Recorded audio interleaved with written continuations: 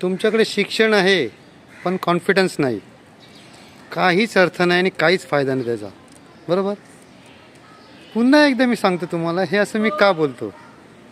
तर मी आझाद मैदान येथे ड्युटीवर असतानाची गोष्ट. तिथे एक ग्रॅज्युएशन केलेला विद्यार्थी आला. विद्यार्थी म्हणजे एक मोठाच व्यक्ती होता, बऱ्यापैकी एक त्याचं वय झालं होतं. तो बोलला, मी माझ्याकडे 27 ते 28 कोर्सेस आहेत, माझ्याकडे ग्रॅज्युएशन केलेलं आहे, पण साहेब मला नोकरीच लागत नाही आहे व्यवस्थित. मी बोला, असं का होतं आहे? का तुम्ही काय त्याच्यातून, तुम्ही जे कोर्स केले त्यातून काही कमाई केली का? बरोबर ना.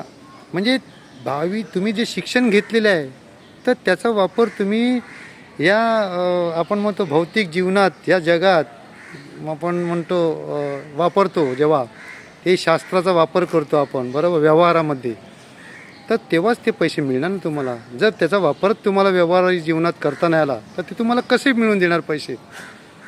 मी म्हटलं, सर तुम्हाला आता सध्याची पैशात पगार किती आहे? तर 15,000 रुपये पगारामध्ये नोकरी करतो मी. मग मला सांगा ना, शिक्षणाचा आणि पैशाचा काही संबंध आहे का? नाही. आता तुम्ही बघताय यूट्यूबवरती चहावाला, साधं चहाचं दुकान टाकलेलं आहे, लाखो करोडो रुपये कमवतोय. तर आत्मविश्वास महत्त्वाचा आहे. शिक्षण कितीही घ्या, जर आत्मविश्वास नसेल तर डळमळीत असेल तर काहीच होणार नाही तुमच्यानी. हे एक लक्षात घ्या. ओके.